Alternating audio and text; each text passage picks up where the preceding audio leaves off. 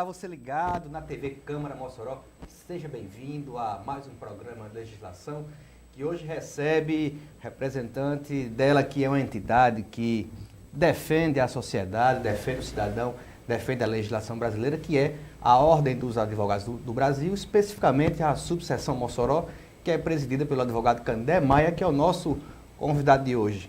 Doutor Candé, seja bem-vindo a mais um programa de legislação.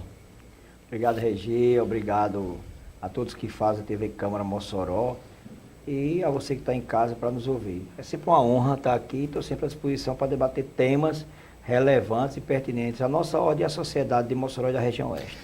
Presidente, um tema que está em voga é a Universidade do Estado do Rio Grande do Norte, né?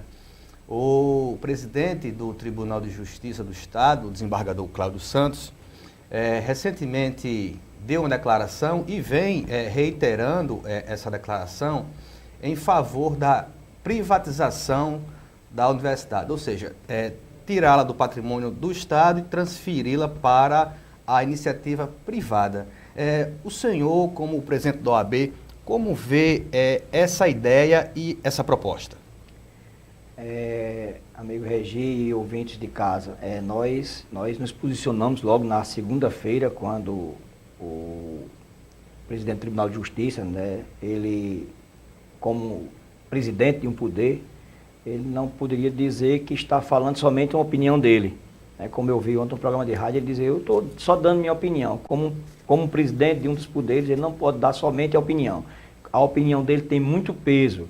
Inclusive, já ouvi deputados estaduais e um deputado federal falar também que concorda com a privatização da UERN, que aí eu falo em nome da instituição, a nossa OAB, e falo também meu nome pessoal, acha um absurdo esse pensamento. Eu que fui egresso da UERN, no programa de sábado da OAB, nós debatimos isso com o professor Lúcio Ney, e eu fui aluno da FURN, né? Cheguei a pagar mensalidades naquela fundação durante um ano. Depois a FURN se transformou em URN e muito próximo dessa transformação passou a ser o UERN e passou a ser gerida pelo governo do Estado do Rio Grande do Norte.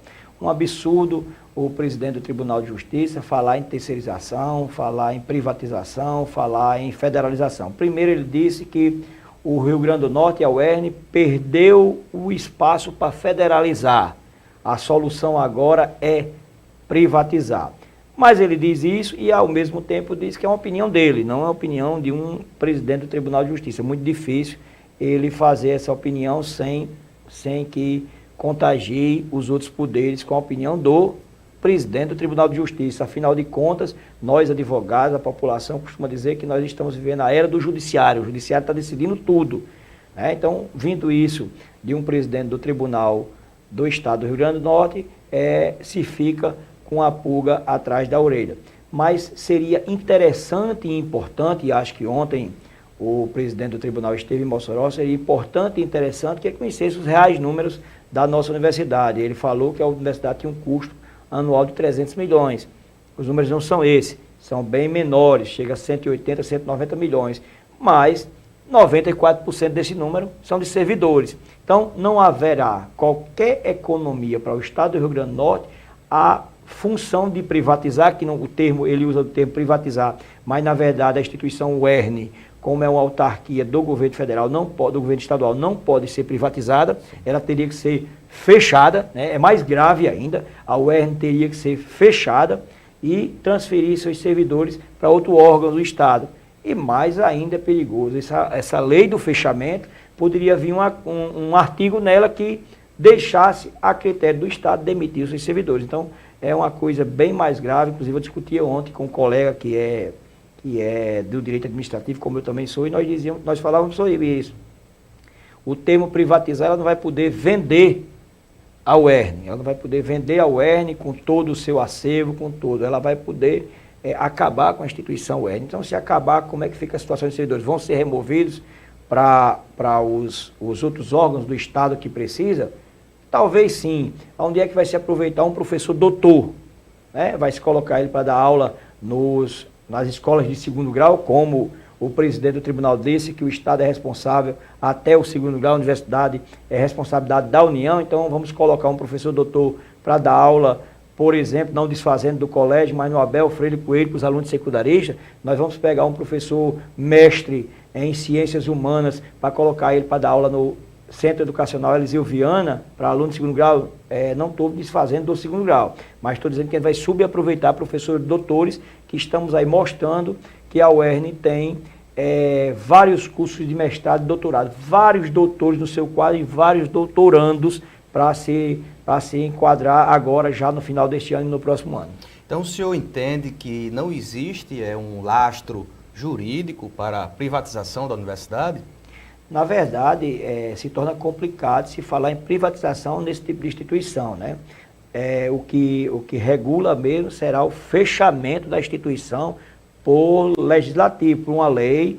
O executivo encaminhará, muito provavelmente, se for o caso, eu sei que não vai chegar aí, se Deus quiser, a UERN vai permanecer aí por mais 150 anos, 200 anos, se Deus quiser, nossos netos, nossos filhos irão dizer, olha, eu acompanhei a luta do Mossoró para manter a instituição UERN funcionando, ela está aí cada dia mais forte. Então a UERN é fortalecida, ela é composta por mais de 2.500 funcionários, fora os terceirizados, então para que seja feito essa privatização, em tese, ela não existe, ela teria que ser feito o desmanche, o fechamento da instituição UERN. E aí a proposta que o presidente do tribunal deu é que fosse pago R$ 1.500 por cada aluno nas faculdades particulares.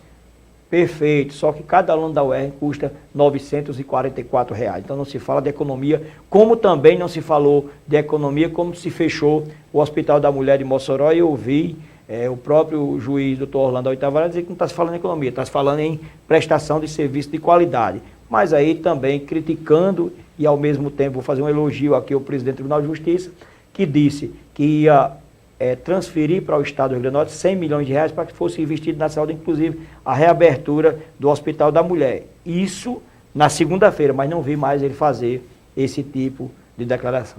O presidente do Tribunal de Justiça, como o senhor falou, deixou claro que é uma opinião pessoal dele, essa proposta de privatizar o UERN. Porém, também revelou que membros do governo pensam como ele. Embora o governador já tenha se pronunciado, dizendo que não faz parte da política de governo dele privatizar a universidade, o fato de existirem membros do alto escalão do Estado com esse pensamento de privatização da UERN preocupa? Preocupa, colega Regi e telespectadores. Preocupa porque quem está falando é o presidente de um poder. Depois você escuta 2 ou 3 deputados estaduais, que é um outro poder, que é o legislativo, também falando que é favorável à privatização da UERN. Depois você escuta secretários do governo Robson, que é um outro poder, ou seja, os 3 poderes do Estado do Rio Grande do Norte falam em privatizar a UERN. Então isso preocupa. Então a gente tem que jogar água na palha antes dela começar a pegar fogo, porque depois que ela acender já fica muito difícil você apagar. Então as atitudes foram tomadas rapidamente, a própria OAB se posicionou tanto em Mossoró como em Natal na quinta-feira passada e ontem no Conselho Federal da OAB, atendendo a uma reivindicação da OAB Mossoró. O conselheiro Aurínio Giacomelli, que é conselheiro federal da Ordem, que é egresso da nossa OAB Mossoró, foi indicado pela nossa OAB Mossoró, fez um pedido de apoio e moção no Conselho Federal e foi aprovado por unanimidade.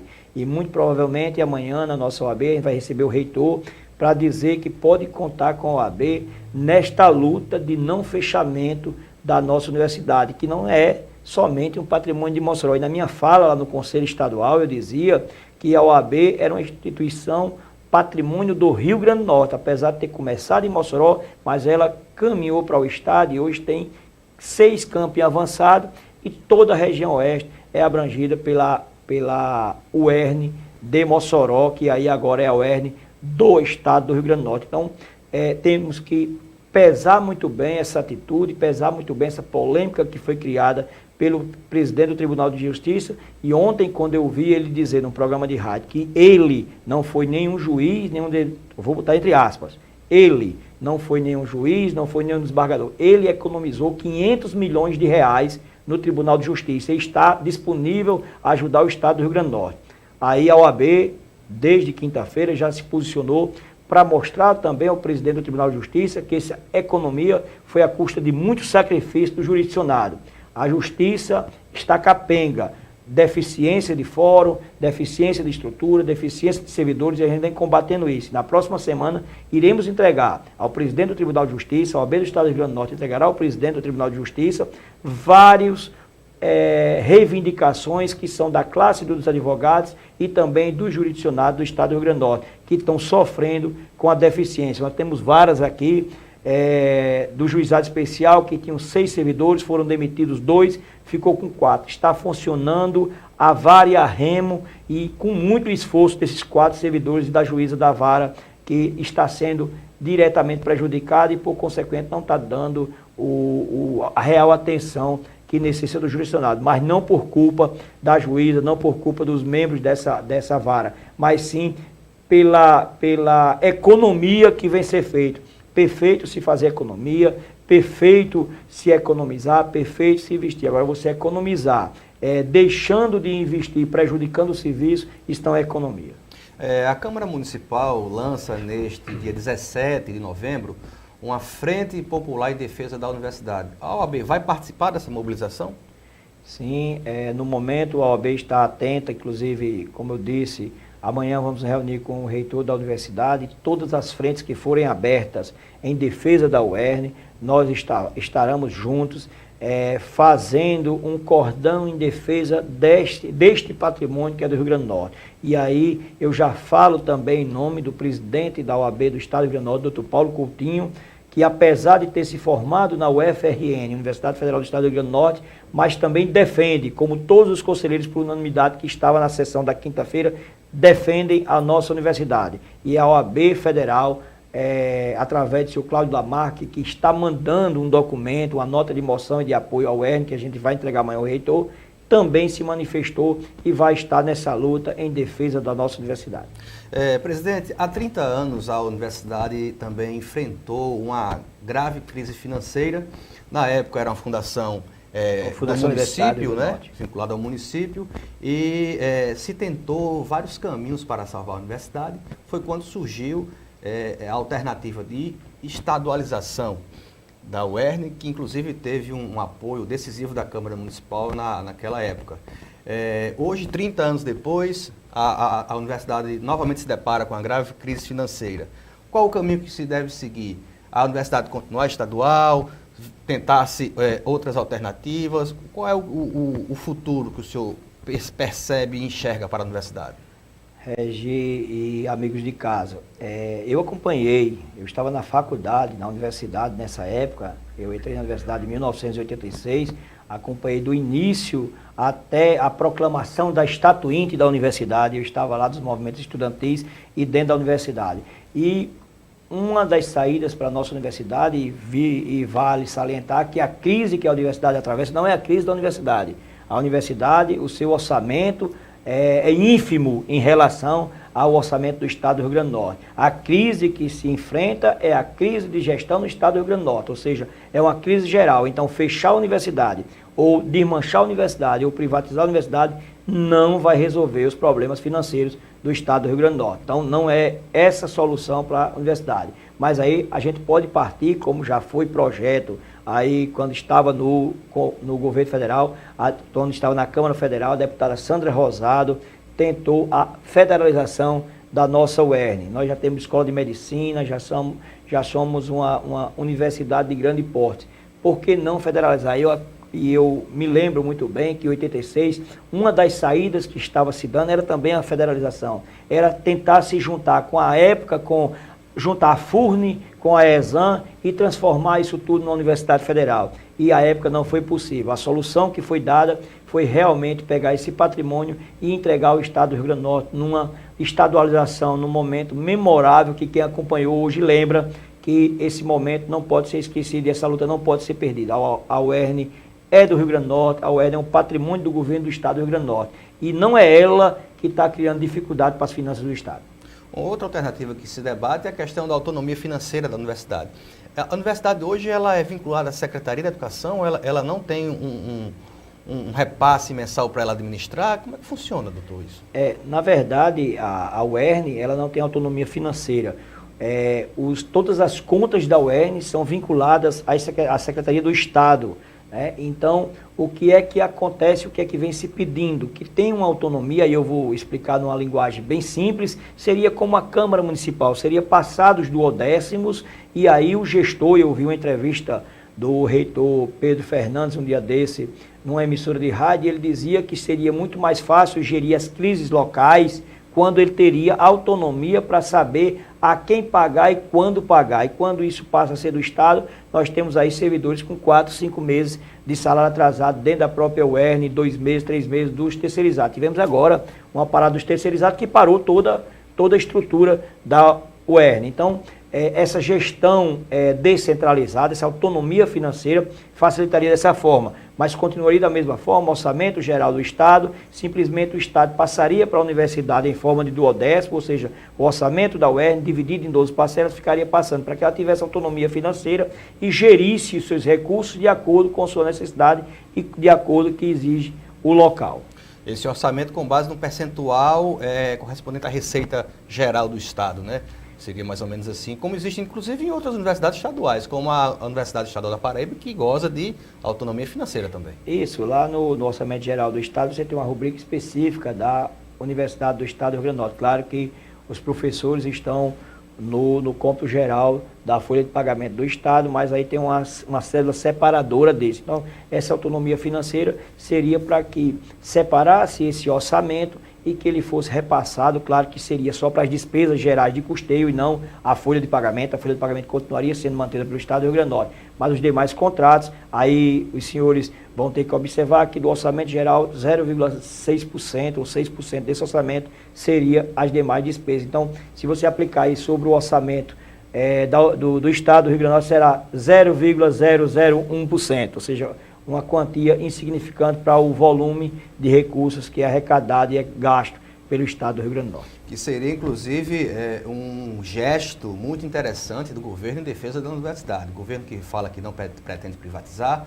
poderia aproveitar esse momento e oferecer à sociedade essa prova de que valorizar a universidade através da concessão dessa autonomia financeira. Nós estamos conversando com o presidente da Ordem dos Advogados do Brasil, em Mossoró, Dr. Canindé Maia, sobre a situação da Universidade Estadual, e no próximo bloco nós vamos fazer comentários a respeito também de outros temas. Não sai daí que a gente volta já.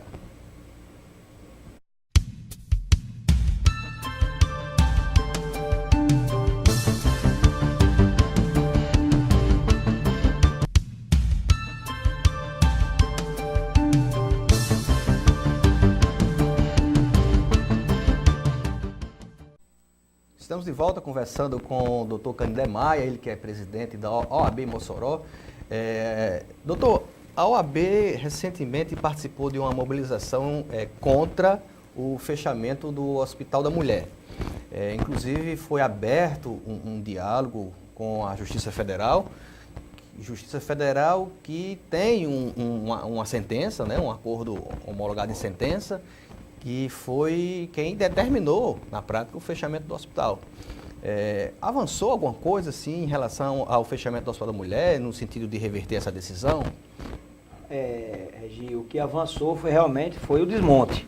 Né? Isso avançou diante de um acordo, né? E aí eu volto a dizer que foi um acordo feito entre as partes, né, governo do Estado, na pessoa do senhor George Antunes. Nós tivemos aquela audiência pública aqui na Câmara Municipal, Secretaria Municipal de Saúde, Secretaria Estadual de Saúde, Junta Interventora, né, e esses atores chegaram ao juiz, doutor Orlando, e disseram: olha, a gente não tem condição de manter, mas tem condição de passar. À época se falava em 750, chegou ao número de 1.750.000 mensal para mim, para gerir todos os atendimentos do Hospital da Mulher. E isso permaneceu e começou logo a partir da homologação, no dia 28 de setembro, começou-se a se desmontar o Hospital da Mulher. O Hospital da Mulher está totalmente desmontado, saiu o Diário Oficial do Estado, já saiu com a remoção de todos os servidores, todos se apresentaram na segunda Regional de Saúde e foram transferidos e remanejados de acordo com o decreto que estava no jornal, né? Estou acompanhando mais de perto os funcionários do Hospital da Mulher nenhum momento estão defendendo seus empregos, porque está aí a prova, eles foram transferidos para outros setores, nenhum estava defendendo seus empregos, pelo contrário, estavam defendendo a necessidade de termos em Mossoró 1.100 procedimentos mês de ginecologia e obstetrícia. A Casa de Saúde de Serra Rosado não vai comportar 1.100 procedimentos, é a média mensal que nós temos, entre 1.000 e 1.100 procedimentos. Então, a Casa de Saúde de Serra Rosado, com todo o plus que foi dado, ela não vai chegar a isso. Então, vai continuar em 300, 400 pessoas para outras regiões para ser atendido, como Russas, aqueles que têm uma melhor condição financeira, levam as suas esposas para Fortaleza, para Natal, ou para outros centros, para que possam ter os seus filhos, não vão ter em Mossoró. Então, isso vai continuar. A maternidade e Hospital da Mulher é necessário para a cidade de Mossoró para que tenha essa continuidade dos dois serviços. Com esse fechamento a gente vai ter uma deficiência e vai continuar. Vamos ver que esse plus, nós tínhamos em média 600 procedimentos na maternidade Almeida Castro. Eu disse aqui na audiência pública e volto a repetir, essa quantidade de procedimentos era feito também antes da intervenção. E queria que o telespectador entendesse que a intervenção não foi porque o serviço estava sendo mal feito ou não estava sendo feito. A intervenção foi feita por outros problemas judiciais e jurídicos, ou seja, atraso de pagamento de fornecedores, atraso de pagamento dos servidores, dos empregados do hospital e do seu fundo de garantia. Então, essa intervenção foi feita pela segunda vara do trabalho e não foi feita por falta de atendimento. Então, os 600 procedimentos já eram feitos. Então, não teve nenhum plus. Talvez, pelo grande volume de recursos que está indo para a PAMIM, para a maternidade Almeida Castro, talvez o serviço tenha melhorado a qualidade, mas a quantidade permanece a mesma. Então, com esse plus que está sendo dado, o que nós tememos, o que é temido por todos, é que não chegue a atender os 1.000 ou 1.100 procedimentos que Mossoró necessita de ginecologia e obstetrícia. Outro tema que a OAB vem acompanhando é a proposta de emenda à Constituição 241, que estabelece um teto de gastos para a União para as próximas décadas, inclusive. Recentemente, a OAB participou de uma reunião da Comissão de Educação aqui na Câmara Municipal, que discutiu também essa proposta, e o senhor, na ocasião, revelou que a Ordem está tomando umas providências em relação a essa PEC? Na verdade, Gil, o que vem acontecendo a nível nacional é que a PEC limita os gastos públicos, corrigido pela inflação. A dívida pública precisa de um controle, nós falávamos aqui em off, a dívida pública precisa de um controle, mas esse controle não precisa que seja feito a sacrifício. Eu costumo dizer que nós temos um tripé super importante na nossa receita, no nosso país. Saúde, educação e segurança pública. Esse tripé é super importante. Então você não pode, em detrimento desses três setores, principalmente saúde e educação, a educação que nós debatíamos aqui na Câmara na segunda-feira, ele não pode ser sacrificado em função de uma limitação de gasto. Então, a OAB se posicionou contrário a essa limitação de gastos, ou seja, de investimentos em saúde e educação em áreas importantes. E vai, como já foi aprovada em duas votações, a PEC 241, ela já foi aprovada na Câmara Federal e foi para o Senado, e vai à votação a PEC 55, que é a mesma 241, que ela foi para o Senado e colocou o novo número, que é PEC 55. A PEC 55, que vai ser votada no Senado, e aí uma data que a gente não esquece, vai ser dia 13 de dezembro, dia da nossa padroeira, Santa Luzia, acho que, salvo engano, dia 12 ou dia 13, mas vai ser muito provavelmente no dia 13 ou dia 12, vai à votação essa PEC, e se for aprovada, vai à sanção presidencial. Aí sim, a OAB vai estudar, entrar com um ADIM, que é discutir a inconstitucionalidade desse projeto de lei. Por quê?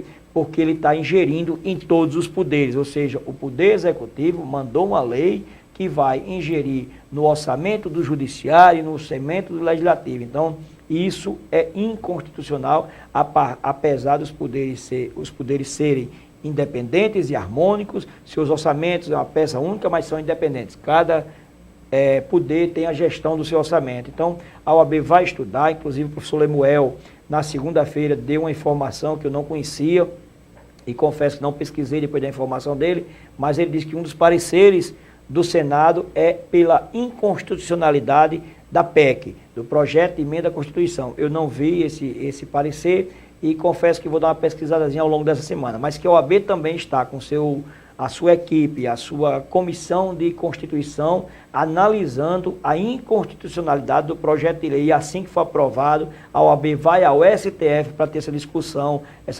acalorada da inconstitucionalidade da PEC 241, PEC 55 agora no Senado. Até porque, doutor, se o governo federal procurar melhor, vai certamente encontrar outras formas de economizar que não na saúde e educação. Isso, e quando você cria essa limitação, deixa-se de se observar, e na segunda-feira nós tratávamos disso aqui na Câmara Municipal, a população ela cresce, vamos dizer que ela cresce a média de 5% ao ano. Se você corrigir pela inflação dita pelo IGPM, vamos dizer que tem uma inflação de 6,35%, então automaticamente o orçamento só foi corrigido 1,55%, porque 5% da população cresceram as demandas, cresceram as necessidades. E mais ainda, imagine na área de saúde, que a população a cada dia fica mais velha.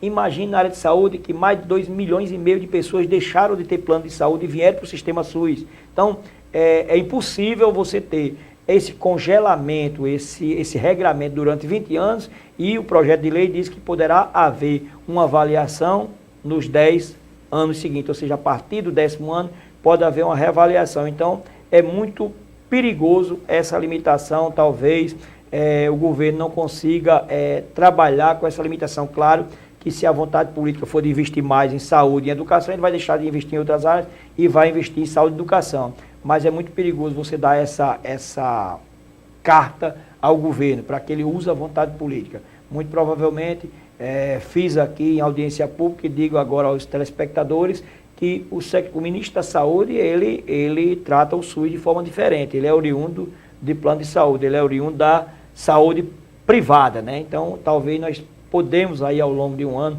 termos problema com a nossa saúde pública, que já vem se arrastando depois, quando se acabou a CPMF, que gerava 43 bilhões de reais para a nossa saúde pública.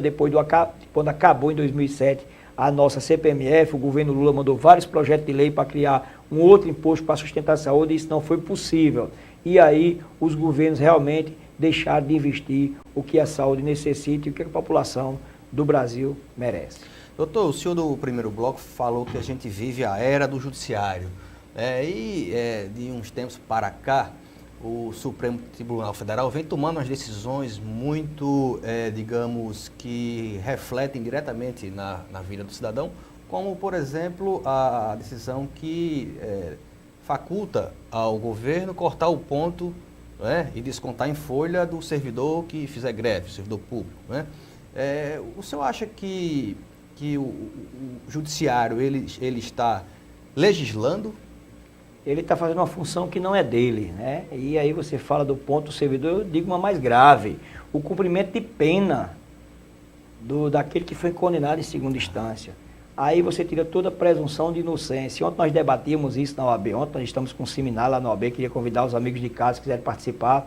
Ontem nós tivemos 3 temas e hoje continuaremos com direito criminal e penal, um tema palpitante. Um dos que nós discutimos ontem lá é a execução da pena do condenado em segunda instância. Imagine só, ele é condenado em segunda instância, entra com recurso extraordinário para o STJ e passa 2, 3 anos e ele é inocentado, e ele cumpre pena. Ele tem direito de indenização? Tem não. Ele sofreu 3 anos na cadeia, ninguém vai indenizar, nem a moral, nem o que ele passou de perder de patrimônio por estar trabalhando. Então, é mais uma decisão que o STF vem mudando o entendimento. Até 2007 nós tínhamos realmente esse entendimento de cumprimento de pena em segunda instância, depois foi alterado e agora voltou-se a se entender, ou seja, o princípio da inocência é substituído pelo princípio da culpa, ou seja, se você for condenado em segunda instância, você já passa a cumprir a sua pena. É esse entendimento do STF. Então, o STF vem tomando algumas atitudes que deveria estar na mão do legislador. Então, o legislador tem que tomar posse do seu poder de legislar. O Executivo executa, a Câmara Federal e Senado legisla, e o Judiciário aprecia as demandas que chegam a ele. E as demandas que estão chegando ao Judiciário, ao STF, foi um habeas corpus de São Paulo, que aí ele negou liberdade provisória a essa pessoa, dizendo que quem tinha condenação em segunda instância teria que ficar recluso até o a apreciação, ou seja, a nossa Constituição foi rasgada ao meio e talvez em 4 partes, porque no artigo 5º diz que ninguém será levado, tirado da sua liberdade quando ainda couber algum recurso, ou seja, ninguém será tirado da sua liberdade enquanto não tiver pena transitada em julgado. Então, que a pena só transita em julgado depois da última instância. E os senhores têm que entender que no Brasil nós temos o STJ que aprecia essas questões. Não é o STF que vai dizer que você vai ficar preso a partir de uma segunda instância. Imagine só uma pessoa que é condenada pela Justiça Criminal do Estado do Rio Grande do Norte, na primeira vara criminal, e o Tribunal de Justiça, aqui a Câmara Criminal, ratifica essa decisão. E você recorre para o STJ num recurso extraordinário, já vai ser recolhido à prisão, vai começar a pagar pena numa prisão que a qualidade é conhecidamente fracassada. O sistema penitenciário do Estado do Rio Grande do Norte do Brasil está fracassado. Nós temos um absurdo de presos precisando de cumprir pena, porque alguns alvarás de prisão não foram emitidos. Nós já temos um sistema carcerário estourado, com gente pendurada pelas paredes. A gente chega no sistema penitenciário, e ontem eu fiz uma visita institucional na penitenciária federal. É outra história, parece que você está nos corredores das penitenciárias americanas, né, quando você compara a Mário Negócio com a penitenciária federal, e você tem um depósito de homens, de mulheres, você joga tudo ali dentro de qualquer forma. Então, esse sistema que é falho, imagine só com cumprimento de penas em segunda instância. Então, você tem uma pena ratificada pelo Tribunal de Justiça, entrar com recurso para o STJ, essa pessoa vai ser recolhida, vai passar 1 ano, 2 anos ou 3 anos recolhida como prisão provisória. E lá na frente, o STJ diz que ele é inocente. O que é que acontece com esse cidadão? O que é que acontece com a família desse cidadão, né? Então fica a pergunta e fica o pensamento. Espero que os senhores ministros do STF realmente refaçam esse entendimento que diverge com nossa Constituição, que diverge com pactos internacionais que o Brasil é signatário. Realmente preocupante. Doutor, estamos chegando ao final do nosso programa. A gente gostaria de agradecer a presença do senhor aqui no programa Legislação. Amigo, eu agradeço a você, Regito, sempre à disposição para estar aqui debatendo temas, né? Nós vivemos a nossa cidade, você como jornalista, eu como advogado, como membro de Mossoró que somos, né? A gente escuta e sempre gosta de defender a nossa cidade, gosta de discutir temas importantes, e como presidente da OAB não posso me furtar ao bom debate, ao debate de ideias, ao debate de entendimentos jurídicos, entendimentos como cidadão. Então, estou à disposição e agradeço a você e a TV Câmara pelo convite, e um abraço a todos de casa. Conversamos hoje com o doutor Canindé Maia, ele que é presidente da Ordem dos Advogados do Brasil, subseção Mossoró. Sempre um bate-papo muito enriquecedor sobre temas atuais e de interesse público. E a você que nos prestigiou com o carinho da sua audiência, muitíssimo obrigado e até a próxima. Tchau.